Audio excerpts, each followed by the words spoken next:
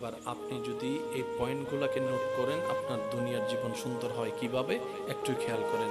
এবার বলি, মা যদি রাগ করে কথা বলে, মা যদি বকা দিয়ে কথা বলে, বাপ যদি সবার সামনে জুতা দিয়েও পিটায়, আপনি সন্তান হয়ে, আমি সন্তান হয়ে চুপ হয়ে থাকব রবকে খুশি করার জন্য। রবকে খুশি করার জন্য সুবহানাল্লাহ। একজন ক্ষুধার্ত আসলে ঘরে যা আছে খাবার দিয়ে মেহমানদারি করব, না থাকলে কথা দিয়ে মেহমানদারি করব রবকে খুশি করার জন্য।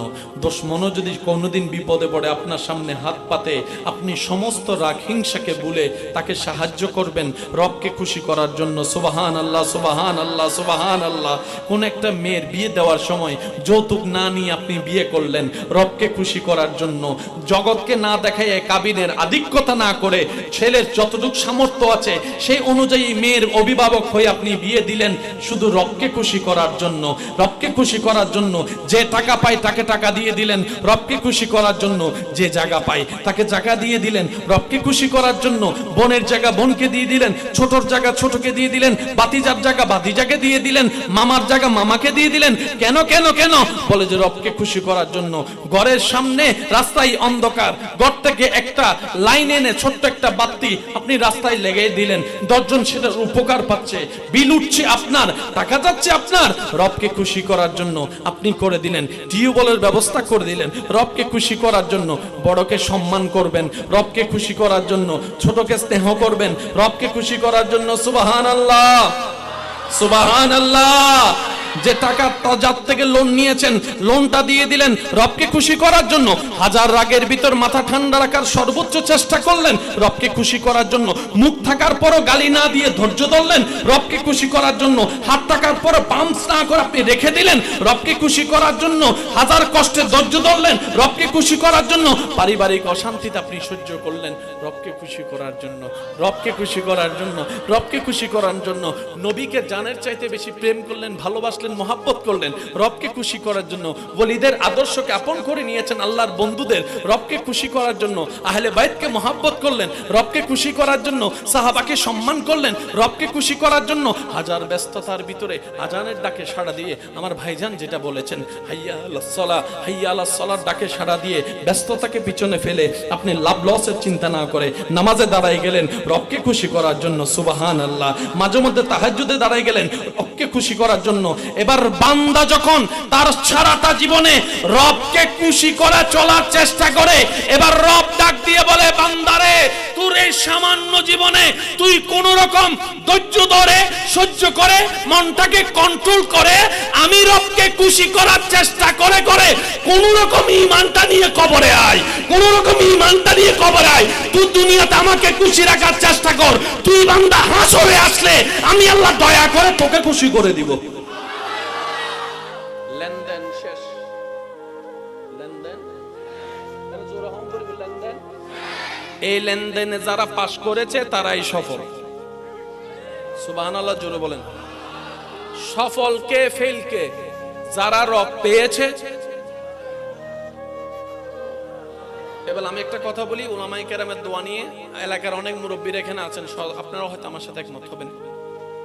এখানের ভিতর এই এলাকার সবচাইতে নিকৃষ্ট, সবচাইতে অভদ্র, পাপী কোন অসভ্য মানুষকে যদি রব জানাই দেয় আমাদের কাউকে, এই বেরুয়ার বান্দারা অমুককে আমি আল্লাহ ভালোবাসি, এখন থেকে আমাদের সবার উপর দায়িত্ব ওনাকে দেখলে। শুনি নাই ভাই, আমি যাব না, আপনি যান, আমি বসবো না, আপনি বসেন। নাতি জিজ্ঞেস করে দাদারে, কি রে দাদা ইতে তো উইতে না, চেয়ারম্যানও পর্যন্ত চেয়ার ছেড়ে দিল, ব্যাপার কি?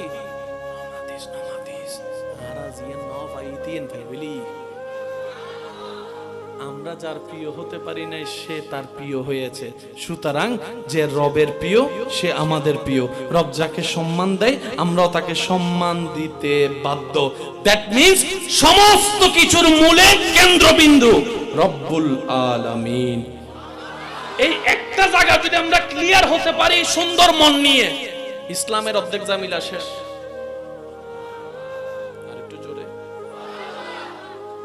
ছোটবেলায় কম বেশি জ্যামিতি করছি না আমরা? যুবকরা একটা আওয়াজ দেন। জ্যামিতিতে একটা জিনিস আছে, দুই লাঠিওয়ালা, ঘুরে কয়টা, দাঁড়ায় থাকে কয়টা, আর আপনি জানেন সেটাকে বলা হয় কেন্দ্রবিন্দু। আর কেন্দ্রবিন্দু যদি ঠিক থাকে 100 বছর পর হলো মাথায় মাথায় মিলবে, বলেন মাথায় মাথায়। আর কেন্দ্রবিন্দু যদি 19-20 হয়, মাথা মাথা জীবনে কোনোদিন মিলবে না। আর ইসলামের কেন্দ্রবিন্দু একটাই, রব্বুল আলামিন। জোরে বলেন। আপনি নামাজকে রাখেন,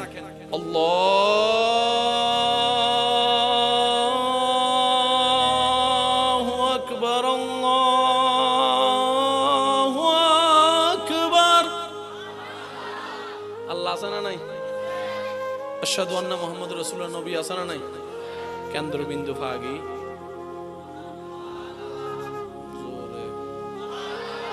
রোজার মধ্যে আল্লাহর হুকুম আছে না নাই? তাহলে আল্লাহ পাওয়া গেছে। তো নবী কই?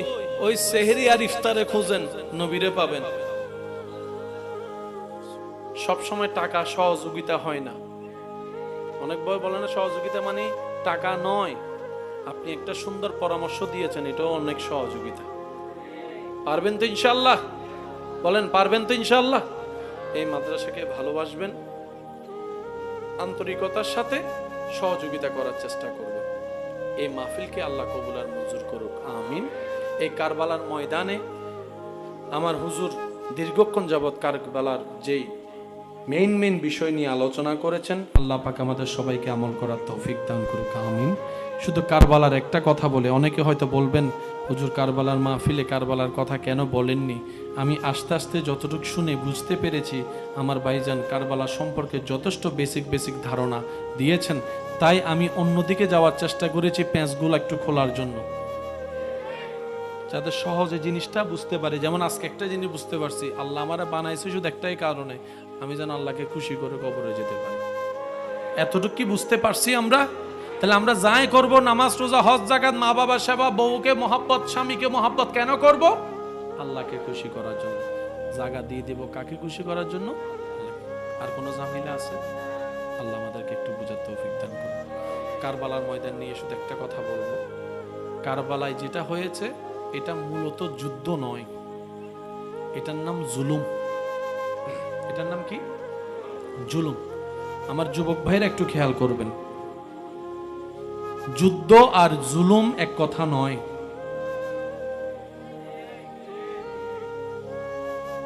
নিরস্ত্রের উপর যখন অস্ত্রওয়ালা হামলা করে, এটা জুলুম, এটা জুলুম। অল্পের উপর যখন বেশি হামলা করে, বলেন না? তো কারবালার ময়দানে যদি ইমাম হুসাইন আলী মাকাম যুদ্ধ করতে যেতেন, জীবনে কোনোদিন ছোট বাচ্চাকে নিয়ে যেতেন? পরিবার নিয়ে যেতেন? মহিলাদেরকে নিয়ে যেতেন? তো উনি মহিলা নিয়ে গেলেন কেন, পরিবার নিয়ে গেলেন কেন? ইমাম হোসেন বলে, আমি তো যুদ্ধে আসিনি, আমি তো দাওয়াতে এসেছি। তো ইমাম হোসেনের উপর যা সেদিন ঘটেছিল সেটা যুদ্ধ ছিল না। একটু সবাই মিলে বলি, তাহলে জালেম তারা, মজলুম ইমাম হুসাইন। জোরে বলেন, মজলুম ইমাম, মজলুম ইমাম হুসাইন। 22,000 আনুমানিক, কোথায় 72? যুদ্ধ না জুলুম? জোরে বলেন। পানি বন্ধ, সবাই বলেন জুলুম। রাস্তা বন্ধ, একজনের উপর 10 জন মিলে হামলা করা, রাতে হামলা করা, মহিলাদের উপর হামলা করা, বাচ্চার গলায় তীর মারা। তাহলে জুলুম যে শিকার হয় উনি হচ্ছে মজলুম। আর রব সব সময় মজলুমের সাথেই থাকে, রব সব সময় মজলুমের সাথেই থাকে। মজলুম যদি রবের উপর সন্তুষ্টি করে ধৈর্য ধরতে পারে, তাই সবার উদ্দেশ্যে বলা, কারবালায় ঘটে যাওয়া সেই ইমাম হুসাইনের যে ঘটনার একটা দিক তো বলা হলো, আর একটা দিকের আংশিক বলার চেষ্টা করি। যদি আপনিও মজলুম হয়ে থাকেন, আপনার চাচা বাবা যারা মামা কাকা এই সে কারো কাছ থেকে যদি আপনি যদি জুলুমের শিকার হয়ে থাকেন, তাহলে আপনার জন্য শুভ সংবাদ, আপনি মজলুম হলেন উনি জুলুম করার কারণে। আর মজলুমের সাথেই আল্লাহ থাকে, মজলুমের সাথে আল্লাহর রহমত থাকে। মনে রাখবেন, অধৈর্য না হয়ে ধৈর্য ধরে সয়ে যান।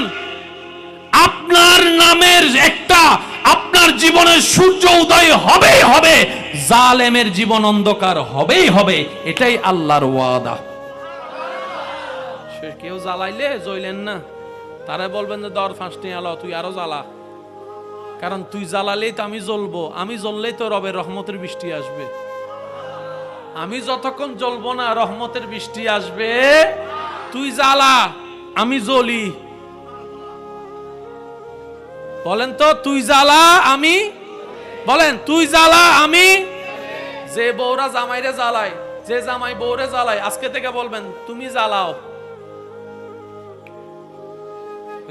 মাতে তুমি জ্বালাও, সাসারে বলেন তুমি জ্বালাও, কাকাকে বলেন তুমি জ্বালাও, মামাকে বলেন তুমি জ্বালাও। কিরে এতদিন বলছস হ্যাঁ হ্যাঁ, এখন তো জ্বলতে চাস, ব্যাপার কি? তখন সে আশেক বান্দা বলে, জ্বললেই তো রহমত, জ্বললেই তো রহমত, জ্বললেই তো রহমত। মামাই বলে কেমন রহমত? বলে যে জ্বলার কারণে আমার জ্বলা দেখে আমার রবের রহমতের দয়া হয়েছে আমার উপরে, সুবহান আল্লাহ। আর আমি ধৈর্য ধরার কারণে আমার অতীতের গুনাহ রব মাফ করে দিচ্ছে, সুবহান আল্লাহ। এই সহ্য করার কারণে রব আমাকে নিয়ামত আরো বাড়াই দিচ্ছে, সুবহান আল্লাহ। আমি ক্ষমা করার কারণে, আমি ক্ষমা করার কারণে আমার রিজিকে রব বরকত দিয়ে দিচ্ছে, সুবহান আল্লাহ। তো তুই জ্বালাই এই তো আমার নিয়ামত বাড়াই দিলি, সেজন্য থ্যাংক ইউ। আজকে থেকে যদি না চিত্তা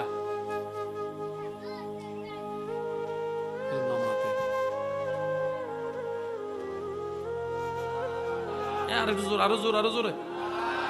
বউ যদি বেশি জ্বালায়, জামাই যদি বেশি ফ্যানের ফ্যানের করে, বউ নলেজ। একদিন, এক সপ্তাহ, এক মাস, 2 মাস, 3 মাস করতে করতে অভ্যাস হয়ে যাবে আপনার। প্রথম দিনের মতো আর কষ্ট হবে না। ওই প্রথম দিন রোজা রাখলে অনেকে ভুল করে খানা খেয়ে ফেলে, কিন্তু এটা যখন অভ্যাস হয়ে যায়, ঈদের দিনে সেমাই খাইতে অনেকের একটু মুখে আটকায়। ঈদের দিন সেমাই খাইতে অনেকের আনইজি লাগে, এই এতদিন না খাইতে না খাইতে। এটা মানুষের অভ্যাস। মনে রাখবেন, 21 থেকে 25 দিন যেটাই অভ্যাস করবে সেটা হয়ে যায়। শুধু লেগে থাকতে হবে। আপনি হাতটা বন্ধ করেন, তাকে বকা দিতে দেন, তার বকা দেওয়ার রব শুনছে, আপনার নীরব থাকাটাও রব শুনছে। আর রব কখনো গালি দাতার সাথে থাকে না, ধৈর্য ধারণকারীর সাথে থাকে, মানে আপনার জয় নিশ্চিত হয়ে যাবে। সেজন্য মনে রাখবেন, প্রতিশোধ নেওয়ার শান্তি সাময়িক, ক্ষমা করে দেওয়ার প্রশান্তি অনন্তকাল। সব সময় হাত দিয়ে মারতে হয় না। আর সিডিংয়ে বাসা থেকে হতা আছে, ওটা সব সময় জোতা দিয়ে মারণ করে না। ওই দিন আমি প্রথমত সন্দেহ করছি তাই না, 5 জন সিডিংয়ে আর কোন বেগুন রোহিঙ্গা ঢুকে গিয়ে দেবে ভালো। আর সিডিংয়ে মুরব্বী কল হদে ওটা সবসময় কি জোতা হাতে লম পরে না রে, এন কিছু ঘর জোতা দেন হাতে লন না পরে। এখন হইতে গেলে তো শিখিবে, শিখিলে তো মানুষের ইনবরা ছবি আইগে নাই আর নহর। আল্লাহ তাআলা কিছু হিকমত করেন, বিপদ দিবে, আপনার গুনাহ মাফ করবে। আল্লাহ রাসূলের হাদিস হুজুরের জবানে অনেকবার শুনেছেন আপনারা, কোন মুমিন বান্দা যদি কাঁটা ফুটে, কাঁটা ফুটার কারণে যদি ধৈর্য ধরে, আল্লাহ তার অতীতের গুনাহ মাফ করে দেয়। তো সেজন্য যতই কষ্টের শিকার, মুখে হাসি রাখবেন আর আপনি বলবেন, এই তো এটা মুখস্থ করতে হবে। তো আজকেও যদি কালকেও যদি কারোর সাথে রাস্তায় ঝগড়া হয়, আপনি শুধু একটাই ডায়লগ মারবেন, সবাই বলেন কি, জ্বালা আমি জ্বলি, তুই জ্বালাই আমার, জ্বালাইলেই তো আমি গুনাহ থেকে পবিত্র হতে পারবো আমার রবের রহমত দিয়ে, সুবহানাল্লাহ। আল্লাহ আমাদের সবাইকে নেক আমল করার তৌফিক দান করুক, 5 ওয়াক্ত নামাজের সাথে বন্ধুত্ব রাখার তৌফিক দান করুক, নেক আমলের জিন্দেগি বানিয়ে